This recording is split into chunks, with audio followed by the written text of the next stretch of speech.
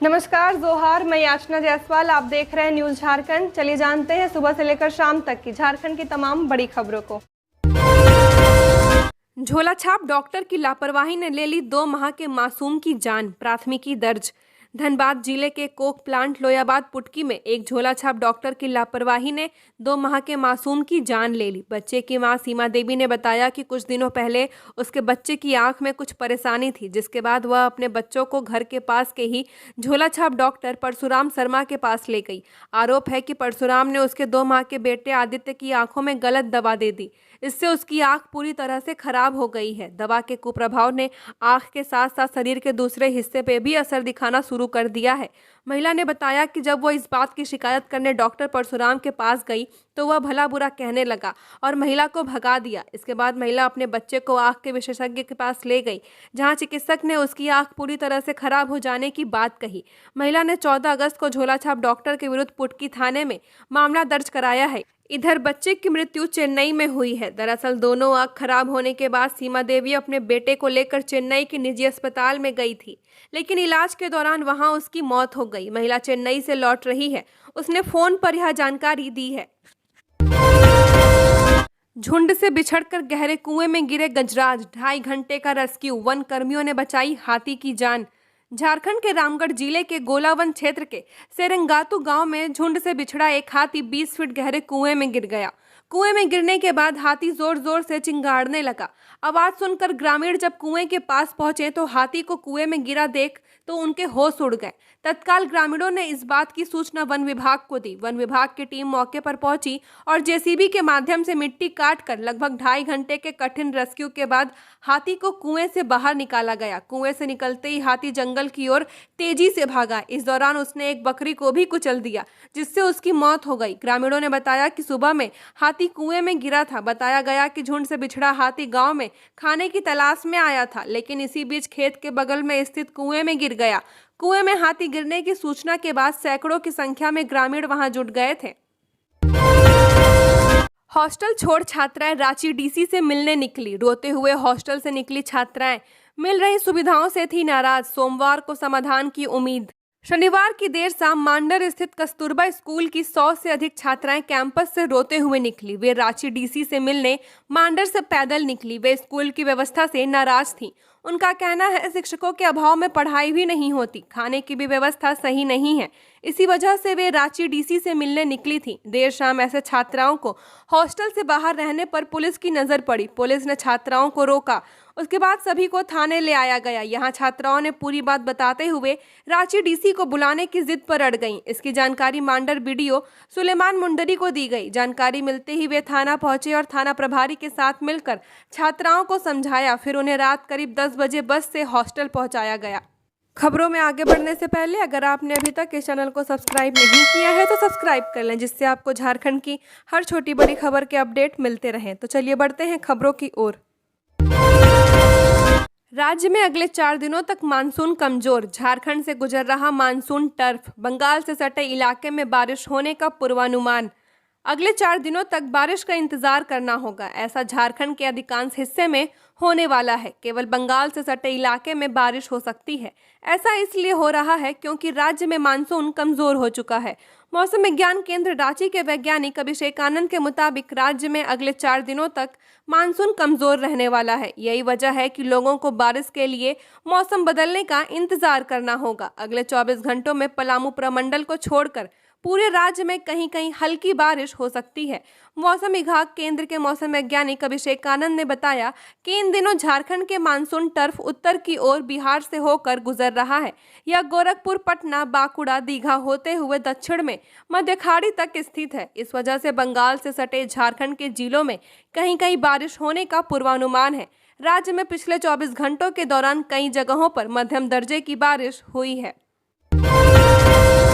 सोमवार को योगेंद्र तिवारी से और मंगलवार को उनके भाई अमरेंद्र से ईडी दोबारा करेगी पूछताछ। झारखंड में शराब किंगपिन माने जाने वाले योगेंद्र तिवारी से शनिवार को ईडी की टीम ने करीब 8 घंटे पूछताछ की। ईडी के रांची स्थित जोनल कार्यालय में योगेंद्र तिवारी 3 बैग में कागजात लेकर पहुंचे थे। ईडी ने योगेंद्र तिवारी से शराब कारोबार से जुड़े लोगों के बारे में जानकारी ली। वहीं संपत्ति के बारे में भी पूछा गया। करीब 8 घंटे पूछताछ के बाद योगेंद्र तिवारी को छोड़ दिया गया। वहीं सोमवार को दोबारा पूछताछ के लिए बुलाया गया है। मंगलवार को योगेंद्र तिवारी के भाई अमरिंदर तिवारी से भी पूछताछ की जाएगी। ईडी की तरफ से समन भेज दिया गया है। योगेंद्र तिवारी 2021-22 में शराब कारोबार सत्ता शीर्ष और नौकरशाह की मदद से करीब 1.5 दर्जन जिले में फैलाया था। राज्य में शराब के थोक कारोबार में योगेंद्र तिवारी का वर्चस्व था। सरकार की थोक शराब नीति लागू होने के बाद योगेंद्र तिवारी ने अपने सिंडिकेट के जरिए 1.5 दर्जन से अधिक जिलों में शराब कारोबार में कब्जा स्थापित किया था। उत्पाद विभाग को भेजे गए बैंक खातों से तब इस बात का खुलासा हुआ था। डुमरी उपचुनाव 30 अगस्त को मोबिन रिजवी के लिए जनसमर्थन मांगेंगे असदुद्दीन ओवैसी। डुमरी उपचुनाव के लिए वोटिंग डेट करीब आ रहा है। 5 सितंबर को मतदान होना है। अब अपने पार्टी कैंडिडेट अब्दुल मोबिन रिजवी के समर्थन में जनता से वोट मांगने को AIM प्रमुख और सांसद असदुद्दीन ओवैसी 30 अगस्त को डुमरी पहुंचेंगे। इसी दिन KB high school ground Dumri में वे रिजवी के समर्थन में जनसभा भी करेंगे। उनके साथ झारखंड खतियान मोर्चा के प्रमुख और पूर्व विधायक सूर्य सिंह बेसरा भी जनता से तीसरे विकल्प के तौर पर रिजवी को चुनाव में विजयी बनाने की अपील जनता से करेंगे। धोनी ने जिम में काटा केक। महेंद्र सिंह धोनी कुछ भी करते हैं वह युवाओं के बीच काफी चर्चित हो जाता है। उनका ताजा वीडियो इसकी बांगी है। धोनी इसमें कुछ लोगों के साथ केक काट रहे हैं और मस्ती के मूड में भी हैं। धोनी ने केक का काटते हुए पूछा कि हम खिलाएंगे, कौन खा रहा है और कौन डाइटिंग में है वो बताओ। इसके बाद सब लोग हंसने लगते हैं। यह वीडियो शुक्रवार का है। रांची स्थित झारखंड राज्य क्रिकेट संघ JSCA के जिम में धोनी ट्रेनर और जिम करने वालों के साथ केक काट रहे हैं। लोगों के साथ काफी सहज धोनी के इस वीडियो को काफी पसंद किया जा रहा है। लोग इसे माही का स्टाइल बता रहे हैं। इस दौरान JSCA के टेनिस कोच सुरेंद्र काका, मनोज कुमार आदि धोनी के साथ मौजूद हैं। झारखंड में बड़े पैमाने पर IPS अफसरों के तबादले की तैयारी। हजारीबाग, धनबाद सहित कई जिलों के बदले जाएंगे कप्तान। प्रमोटी IPS को भी मिलेगा मौका। झारखंड में अगले सप्ताह तक IPS अधिकारी के थोक में तबादले होंगे। पुख्ता सूत्रों की माने तो धनबाद, हजारीबाग, जामताड़ा सहित अन्य कई जिलों के कप्तान को बदलने की तैयारी है। वहीं 3 से 4 प्रमोटी IPS को भी जिले की जिम्मेदारी सौंपी जाने की तैयारी है। राज्य में तबादलों का दौर जारी है। महीने भर पहले जारी हुए जिलों में पदस्थ IPS अफसरों को तबादले की सूची के बाद एक और ट्रांसफर लिस्ट तैयार किया जा रहा है। गृह विभाग IPS अफसरों की सूची तैयार कर उच्च स्तर की स्वीकृति के लिए प्रस्ताव तैयार किया है। जल्द ही राज्य के CM से सहमति लेकर अधिसूचना जारी की जा सकती है। यानी जल्द ही प्रदेश में IPS के तबादले होंगे। झारखंड के स्कूली बच्चे बनाएंगे LED बल्ब। झारखंड के सरकारी स्कूलों के बच्चे LED बल्ब बनाएंगे। बल्ब बनाने से जहां उनका हुनर निखारा जाएगा, वहीं उनका बच्चों को कमाई का एक जरिया भी उपलब्ध कराया जाएगा। स्कूली शिक्षा व साक्षरता विभाग इसकी तैयारी कर रहा है।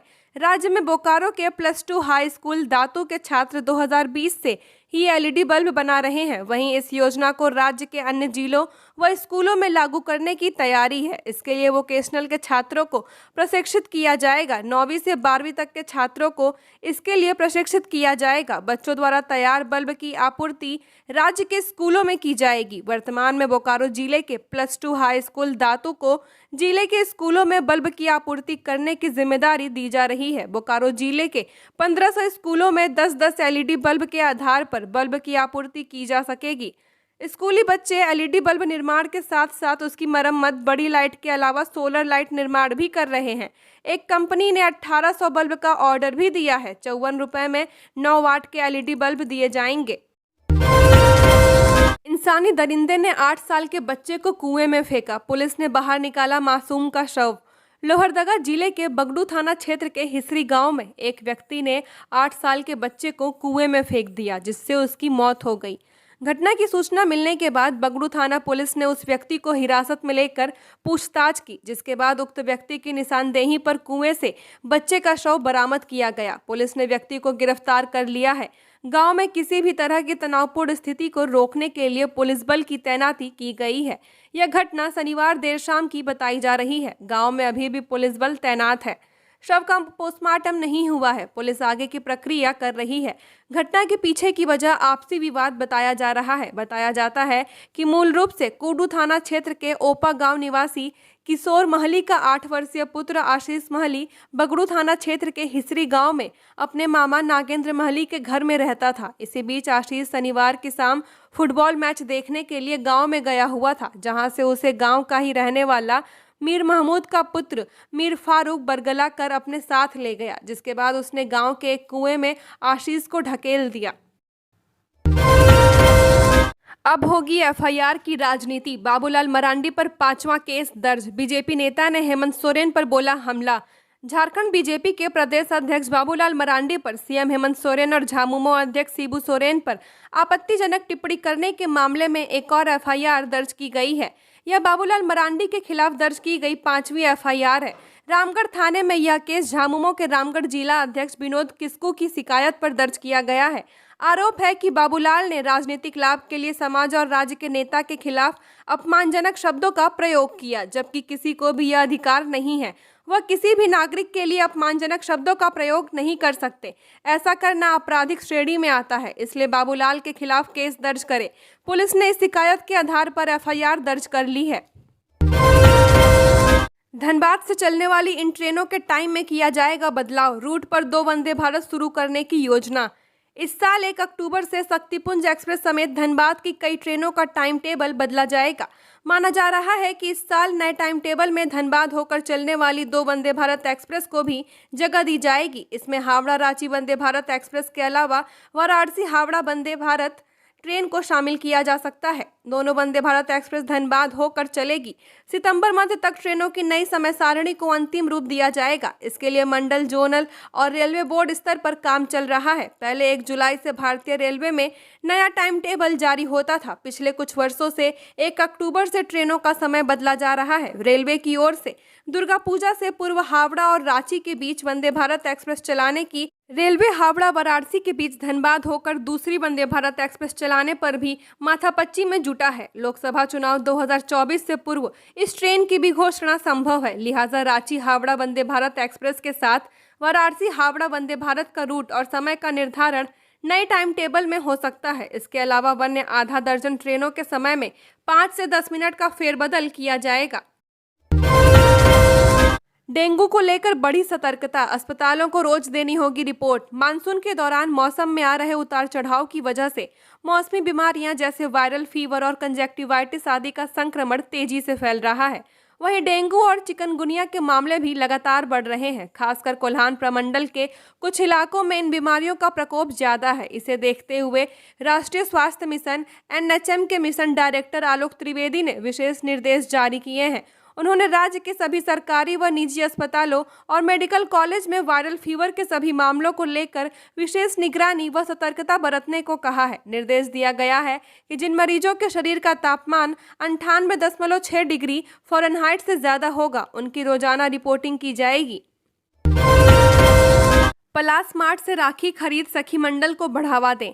मुख्यमंत्री हेमंत सोरेन ने कहा कि रक्षाबंधन के लिए सखी मंडल से जुड़ी हमारी माताएं बहनें स्नेहपूर्वक राखियां बना रही हैं। उन्होंने राज्य के लोगों से अपने नजदीकी पलास मार्ट में जाकर इन राखियों को खरीदकर मेहनतकश इन माताओं बहनों का उत्साहवर्धन करने का आग्रह किया है।